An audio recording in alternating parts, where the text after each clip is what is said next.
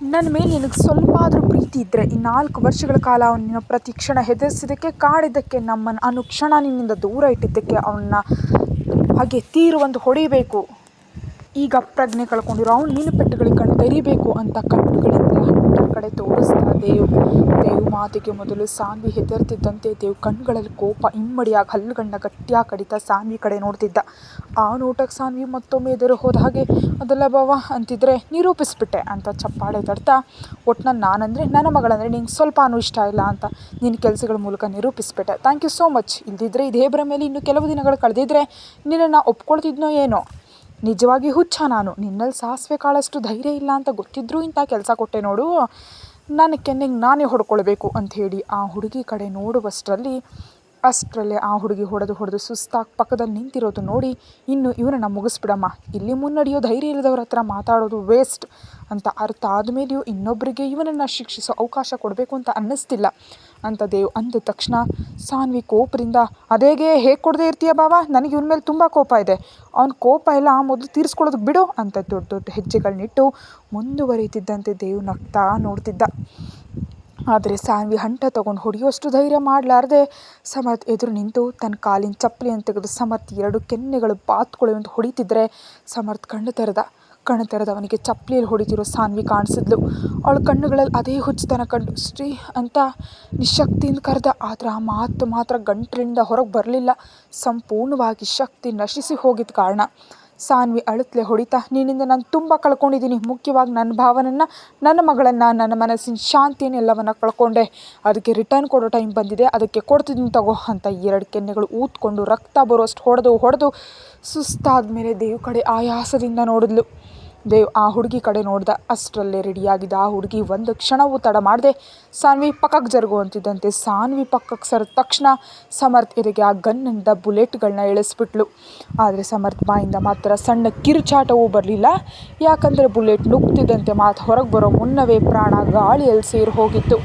ಬುಲೆಟ್ಗಳೆಲ್ಲ ಖಾಲಿ ಆದರೂ ಇನ್ನು ಟ್ರಿಗರ್ ಒತ್ತಿದ್ದ ಆ ಹುಡುಗಿಯನ್ನು ನೋಡಿ ದೇವ್ ನಗ್ತಾ, ಅವ್ನು ಸತ್ತು ಹೋದ, ನೀನು ಅಂದ್ಕೊಂಡದ್ದು ಕೂಡ ನಡೀತಮ್ಮ, ಇನ್ನು ಬಿಟ್ಬಿಡು ಅಂತಿದ್ದಂತೆ ಆ ಹುಡುಗಿ ಮೊಣಕಾಲೂರಿ ಕೂತ್ಕೊಂಡು ಜೋರಾಗಿ ಅಳುತ್ತಿದ್ರೆ ಸಾನ್ವಿ ಕಂಗಾಲಾಗಿ ಹುಡುಗಿ ಹತ್ರ ಹೋಗಪ್ಕೊಂಡು ತಾನು ಕೂಡ ಅಳೋದಕ್ಕೆ ಶುರು ಮಾಡಿದ್ಲು.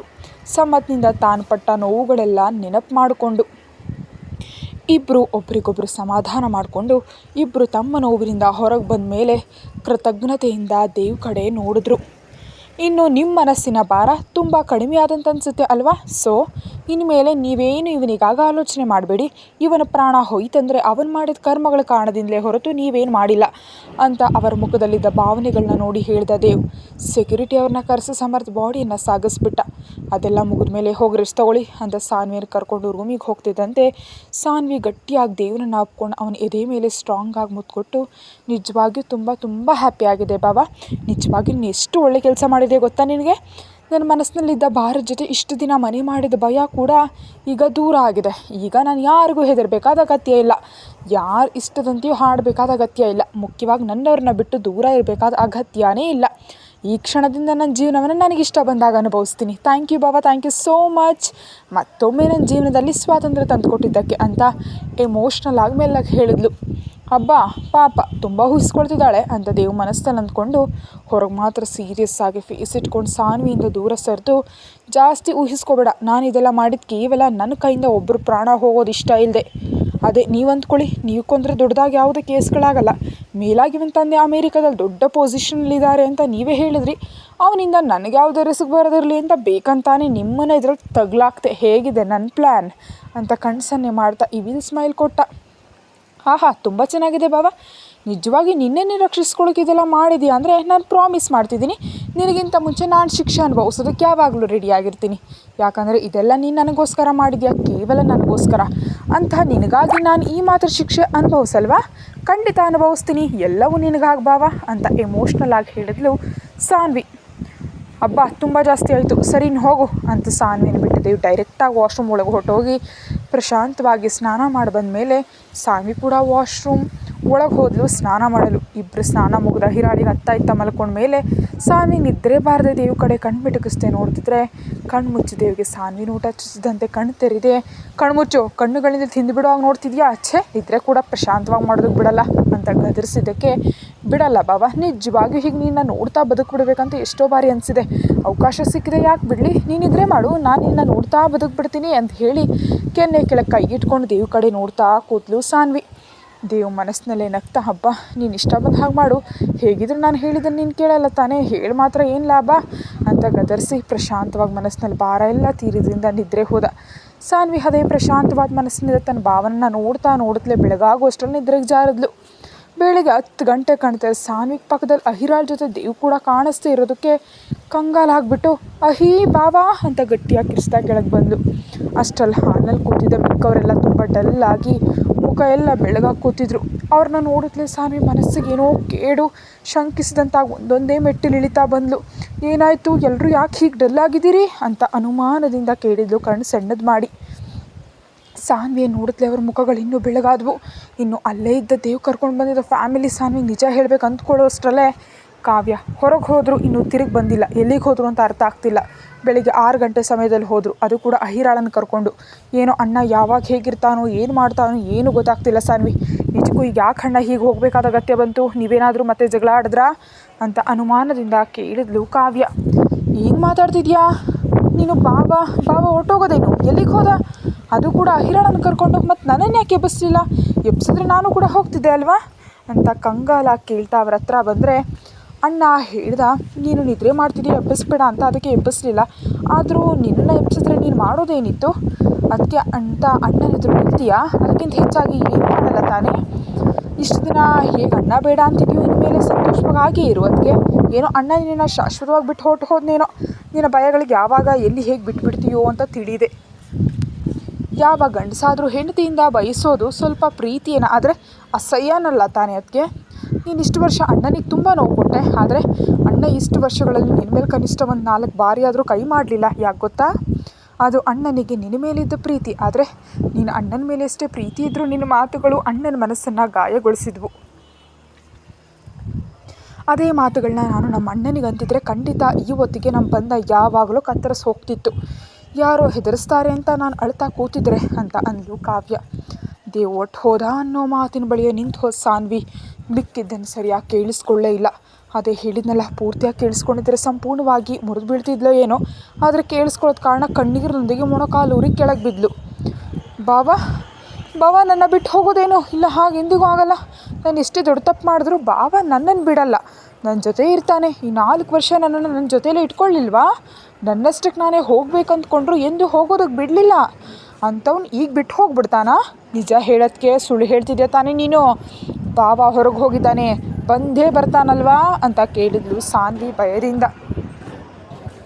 ಇಲ್ಲ ಸಾನ್ವಿ ಅಂತ ರಾಘವ್ ರೆಡ್ಡಿ ಅವರು ಗಂಭೀರವಾಗಿ ತಮ್ಮ ಫೋನ್ಗೆ ದೇವಿ ಕಳಿಸಿದ ಮೆಸೇಜ್ ಸಾನ್ವಿಗೆ ತೋರಿಸ್ತಾ, ಅವನು ನಿನ್ನ ಮೇಲೆ ಬೇಸರದಿಂದ ಹೊರಟೋದ ಸಾನ್ವಿ. ನಮ್ಮೆಲ್ಲರಿಗೂ ದೂರವಾಗಿ ತಾನು ತನ್ನ ಮಗಳು ಮಾತ್ರ ಇರಬೇಕೆನ್ನೋ ಪ್ರಪಂಚಕ್ಕೆ ಇನ್ನು ಮೇಲೆ ಅವನ ಮಗಳನ್ನು ಯಾರು ಹೀಯಾಳಿಸ್ಬಾರ್ದು, ಯಾರ ಬಲವಂತಕ್ಕೋ ದೂರ ಮಾಡ್ಕೊಳ್ಬಾರ್ದು ಅಂತ ತನ್ನಷ್ಟಕ್ಕೆ ತಾನೇ ಎಲ್ರಿಗೂ ದೂರವಾಗಿ ಹೋದ ಸಾನ್ವಿ.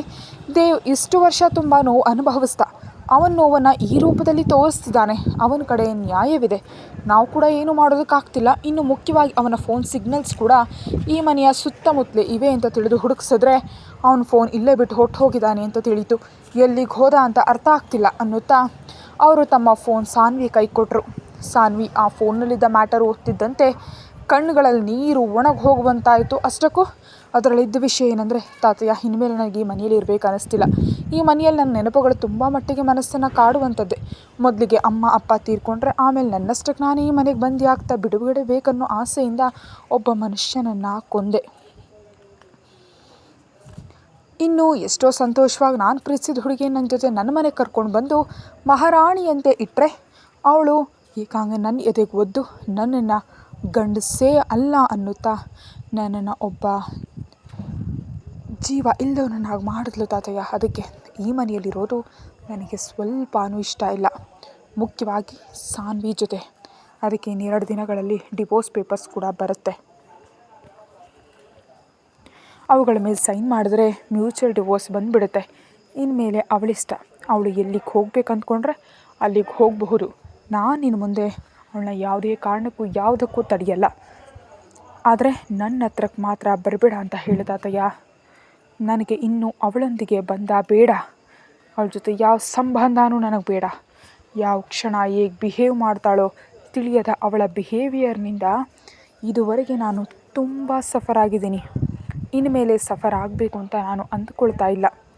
ಮುಖ್ಯವಾಗಿ ನನ್ನ ಮಗಳು ತಾಯಿಯ ಪ್ರೀತಿಗಾಗಿ ತಲೆನೆಡಿಸಬಾರ್ದು. ಅದಕ್ಕೆ ಲಕ್ಕಿ ಚಾಂಪ್ ಇನ್ನೂ ಸಾನ್ವಿ ಹತ್ತಿರವೇ ಇದ್ದರೆ ಸಾನ್ವಿಗೆ ಸಂಪೂರ್ಣವಾಗಿ ಹತ್ತಿರವಾಗಿ ಮತ್ತೊಮ್ಮೆ ಮನಸ್ಸು ಮುರಿಯುವಂತೆ ದೂರವಾಗೋದು ನನಗಿಷ್ಟ ಇಲ್ಲ.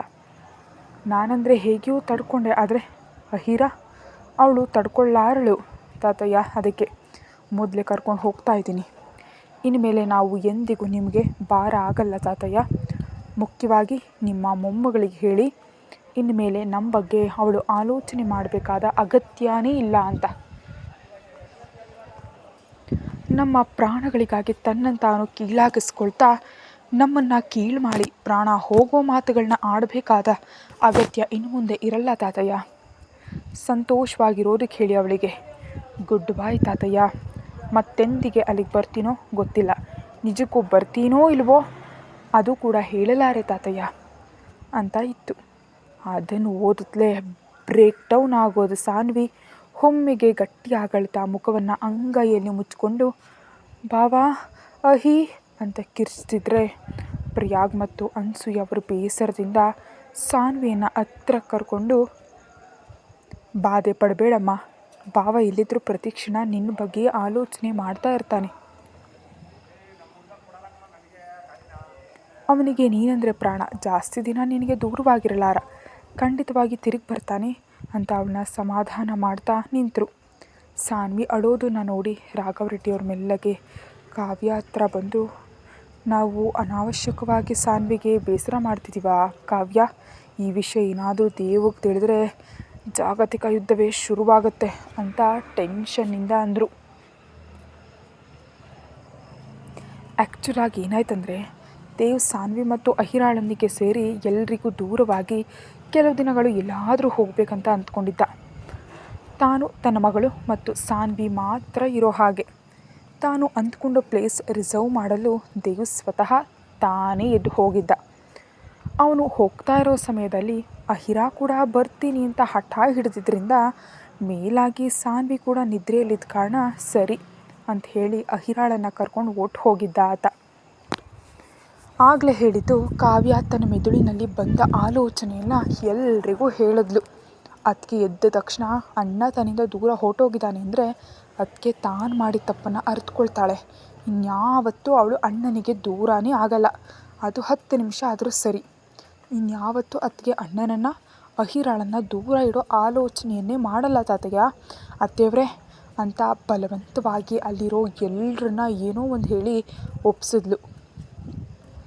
ಹಾಗೆ ಒಪ್ಸಿದ್ರಿಂದ ಪ್ರಿಯಾಗ್ ಮೊಬೈಲ್ನಿಂದ ರಾಘವ್ ರೆಡ್ಡಿಯವರಿಗೆ ಮೆಸೇಜನ್ನು ಕಳಿಸಿದ್ಲು.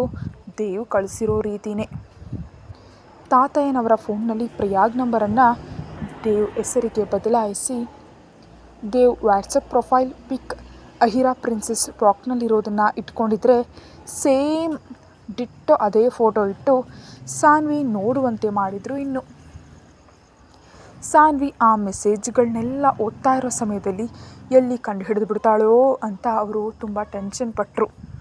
ಆದರೆ ಸಾನ್ವಿ ಇದ್ದ ಟೆನ್ಷನ್ನಲ್ಲಿ ಅದನ್ಯಾವುದನ್ನು ಲೆಕ್ಕಿಸದೆ ಯಾವುದನ್ನು ಗಮನಿಸಿದ ಕಾರಣ ಅವ್ರು ಹೇಳಿದ್ದೇ ನಿಜ ಅಂತ ನಂಬಿ ಬೇಸರ ಪಡೋದು ನೋಡಿ ಪ್ರಿಯಾಗ್ ಅವರಿಗೆ ಸನ್ನೆ ಮಾಡಿದ್ಲು ಕಾವ್ಯ. ಸಾನ್ವಿ ಹತ್ರ ಹೋಗಿ ಅಂತ ಅವರು ಹತ್ರ ಹೋದರು ಅಂದ್ಕೊಂಡಂತೆ. ಇಲ್ಲ ಇಲ್ಲ ತಾತಯ್ಯ, ಅಣ್ಣ ಹೇಳಿದೆ ಅಂತಾನೆ ಅಣ್ಣ ಬರೋದಕ್ಕೆ ಲಂಚ್ ಟೈಮ್ ದಾಟುತ್ತೆ ಅಂತ. ಇನ್ನು ಯಾಕೆ ಟೆನ್ಷನ್ ಹೇಳಿ? ಈ ಟೈಮ್ ಒಳಗೆ ಅತ್ತಿಗೆಯನ್ನು ಬದಲಾಯಿಸ್ಬಿಟ್ರೆ ಅಣ್ಣನ ಜೀವನವೇ ಬದಲಾಗಿ ಹೋಗ್ಬಿಡುತ್ತೆ. ನೀವು ಊಹಿಸ್ಕೊಂಡಂತೆ ಅಣ್ಣ ಅತ್ತಿಗೆ ಅಹಿರಾಳೊಂದಿಗೆ ಎಷ್ಟೋ ಸಂತೋಷವಾಗಿರ್ತಾನೆ. ಮುಖ್ಯವಾಗಿ ಅಹಿರಾ ಈಗಾಗಲೇ ತಿಳಿಯದೆಯೋ ತುಂಬ ಅನುಭವಿಸಿದಾಳೆ. ಇನ್ನು ಸಾಕು ತಾತಯ್ಯ, ಅವಳಿಗೆ ತಾಯಿಯ ಪ್ರೀತಿ ತಂದೆಯ ಪ್ರೀತಿ ಪಡೆಯುವಂಥ ಹಕ್ಕಿದೆ ಅವಳಿಗೆ. ಅದನ್ನು ನಾವು ಯಾವುದೇ ರೀತಿಯಲ್ಲೂ ದೂರ ಮಾಡಬಾರ್ದು. ನಾವು ಎಷ್ಟು ಹೇಳಿದ್ರೂ ಅದಕ್ಕೆ ಅಣ್ಣನಿಗೆ ಹತ್ರವಾಗೋದಕ್ಕೆ ದೊಡ್ಡದಾಗಿ ಪ್ರಯತ್ನ ಮಾಡ್ತಿಲ್ಲ. ಅದೇ ಈ ಪೆಟ್ಟಿಗೆ ನೋಡಿ, ಅಣ್ಣನನ್ನು ಒಂದು ಕ್ಷಣ ಬಿಡಬೇಕಂದ್ರೂ ನಡುಗೆ ಹೋಗ್ತಾಳೆ. ಮುಖ್ಯವಾಗಿ ಎಲ್ಲಿ ಅಣ್ಣ ನಿಜವಾಗಿಯೂ ತನ್ನನ್ನು ಬಿಟ್ಟು ಹೋಗ್ತಾನೋ ಅನ್ನೋ ಭಯ ಅವಳ ಮನಸ್ಸಿನಲ್ಲಿದ್ದರೆ ಎಂದಿಗೂ ಮತ್ತೊಬ್ಬರಿಗೆ ಹೆದರೋದಕ್ಕೆ ಅವಕಾಶನೇ ಕೊಡಲ್ಲ ಅವಳು. ನಾನು ಹೇಳಿದಾಗೆ ನಡೆಯುತ್ತೆ ತಾತಯ್ಯ, ನೋಡ್ತಾ ಇರಿ ನೀವು ಅಂತ ತುಂಬ ಕಾನ್ಫಿಡೆಂಟಾಗಿ ಹೇಳಿದ್ಲು ಕಾವ್ಯ. ಹೇಗಾದರೂ ಇಬ್ಬರು ಸೇರಿ ತನ್ನ ಎದುರು ಸಂತೋಷವಾಗಿ ಇರಲಿ ಅಂತ. ಇನ್ನು ಸಾನ್ವಿ ಹೇಳ್ತಾ, ಅಣ್ಣ, ಬಾಬಾ, ಅಹಿ ಇಬ್ಬರು ನನ್ನ ಬಿಟ್ಟು ಹೊರಟೋದ್ರು.